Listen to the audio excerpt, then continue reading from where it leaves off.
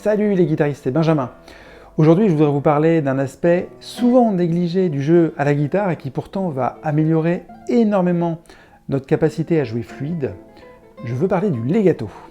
Dans cette masterclass, nous allons voir des techniques simples et avancées pour jouer legato dans la plupart des situations, avec des exercices et des applications dans les pièces du répertoire.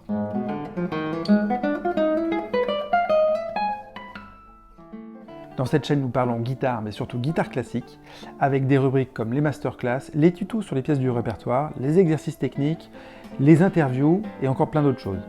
Passons à notre problème du jour. Nous allons voir dans cette masterclass comment essayer d'obtenir le legato parfait avec des exercices spécifiques en 4 niveaux, débutant, intermédiaire, confirmé et supérieur. Dans cette première partie de masterclass, nous commencerons avec les 2 premiers niveaux. Pour les plus avancés d'entre vous, vous pouvez déjà aller à la deuxième partie en cliquant en haut à droite ou dans la description, mais je vous conseille quand même de vérifier les bases. Alors qu'est-ce que le legato? Le legato, c'est le fait de lier les notes sans coupure, de façon continue les unes aux autres. À l'inverse du staccato, où le son est arrêté un instant entre les notes.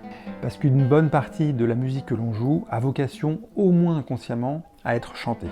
Et pour chanter, nous faisons naturellement une respiration. Nous chantons legato et nous respirons. Jouer legato va donc nous permettre de lier les notes entre elles et d'avoir une phrase beaucoup plus fluide. Ok, c'est maintenant le moment de sortir votre guitare et de passer au concret. Donc n'hésitez pas à mettre sur pause et à bien apprendre et vous approprier tous les exercices qu'on va voir ensemble. Avant de jouer de vrais morceaux, on va faire un petit exercice très simple sur la corde de mi aigu où on va essayer de laisser toujours la corde de mi aigu sonner, vibrer. On va alterner index et majeur sur la première corde, comme ça.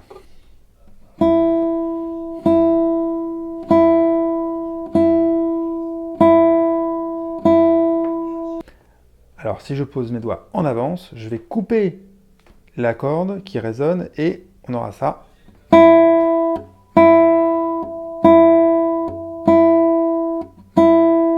Je dois donc arriver au dernier moment avec les doigts. Donc je vous conseille de vous entraîner avec index et majeur. Avec index annulaire et avec annulaire majeur.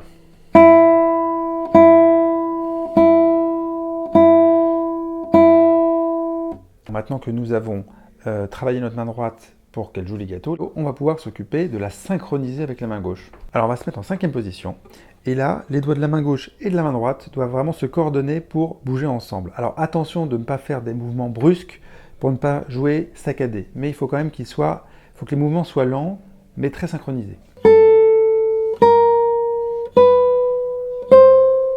Attention à ne pas avoir ça. Donc là, vous avez vu que c'est à cause de la main droite. C'est la main droite qui s'est préparée trop en avance. Mais la main gauche, si par exemple, je lève mon premier doigt avant de poser le deuxième doigt, ça ne va pas faire legato non plus. Donc, l'idée, quand on monte sur la même corde, on pose le premier doigt, on va poser le deuxième doigt, et donc pendant un instant, le premier et le deuxième doigt sont posés ensemble. Et une fois qu'on a joué le deuxième doigt, qu'est-ce qui va se passer? On va pouvoir relâcher le premier doigt. Donc si je rejoue au ralenti, ça nous fait ça. 1, on pose le 2, et ensuite on enlève le 1. Là, on pose le 3, et ensuite on enlève le 2. Là, on pose le 4, et ensuite on enlève le 3. Ok? Donc ça nous fait ça. Et là, vous avez vu, il n'y a pas de coupure. La différence avec le fait de descendre, c'est qu'on va pouvoir préparer nos doigts en avance.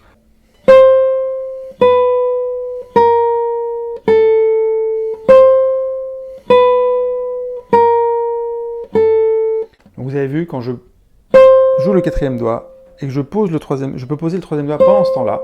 Et une fois qu'il est prêt, il faut enlever par contre le 4e doigt tout de suite. Donc évitez de faire ça aussi, la même chose.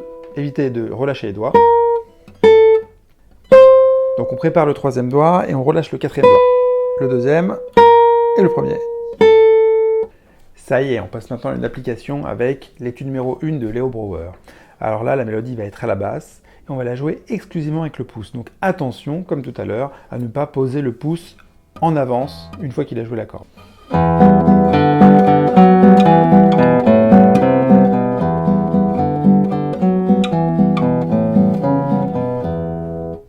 Donc comme vous avez vu, j'ai fait en sorte de jouer le pouce au dernier moment et j'ai bien laissé les doigts de la main gauche poser longtemps. Je vais vous jouer seulement le pouce pour bien que vous entendiez ce qui se passe quand on enlève les doigts trop tôt. Donc ça nous fait Ré, Ré, Fa, on lâche. Donc ici, quand vous êtes sur le Fa, tenez-le jusqu'au Mi, tenez-le jusqu'au Si, le Si d'ailleurs jusqu'au La, et ensuite le La jusqu'au Do, le Do vous le tenez jusqu'au Si, et le Si jusqu'au Mi. Ok?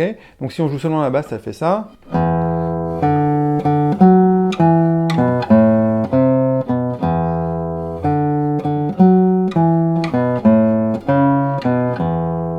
Je vous conseille évidemment de jouer seulement le pouce avant de tout rajouter. Passons maintenant à un morceau plus complet avec l'Andantino en La mineur de Ferdinando Carulli. D'ailleurs, je vous ai mis toutes les partitions libres de droit à télécharger en description. Dans ce tube du répertoire pédagogique, nous allons faire chanter les petites gammes et jouer legato les petites notes. Je vous ai mis en rouge sur la partition les endroits dont je parle.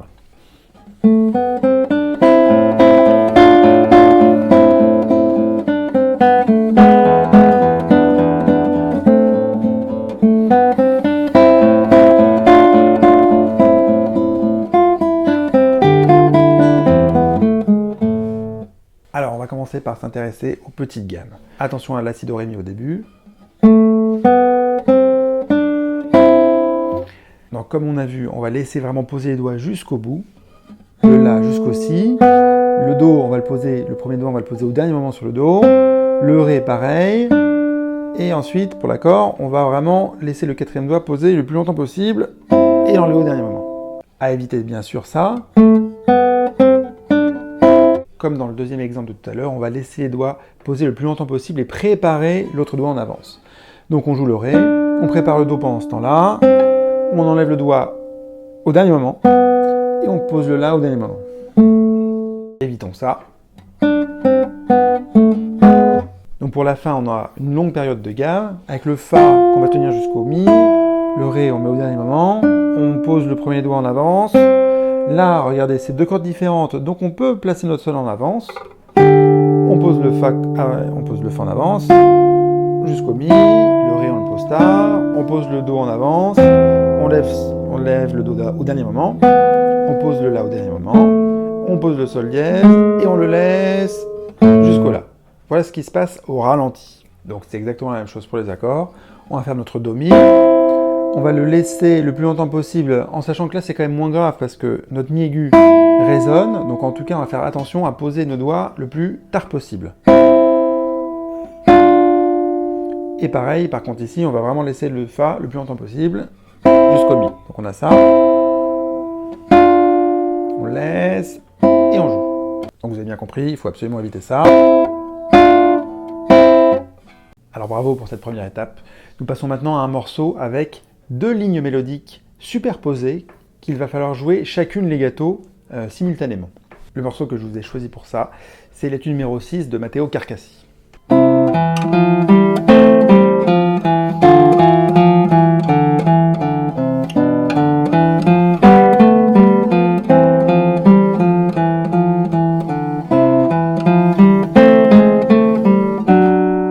Lorsqu'on a un passage comme ça avec deux voix séparées, je vous conseille vivement de les travailler l'une après l'autre pour tout bien vérifier et ensuite de les mettre ensemble. Donc c'est ce qu'on va faire ici. On va commencer avec les blanches.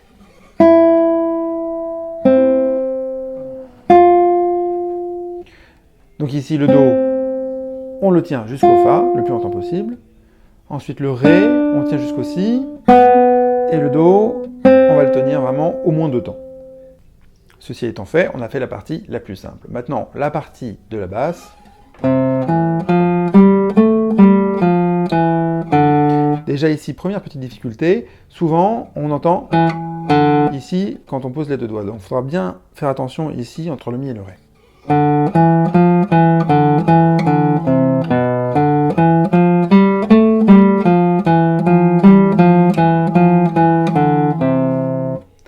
Donc ici, je ne vous explique pas le fait de tenir chaque doigt, vous avez bien compris. Maintenant, on va mettre les deux doigts ensemble et attention à certains passages où on va poser plusieurs doigts. Donc le début. Alors il faut être vigilant ici parce que de temps en temps, on entend ça. Je ne sais pas si vous avez entendu, si je lève trop vite mon deuxième doigt, on a notre fameuse coupure. Donc ici, on va vraiment faire attention de préparer les doigts. Quand on fait le Mi, on va placer le Fa et après on lâche le Mi au dernier moment. Donc faites attention à ce passage. Mesure d'après.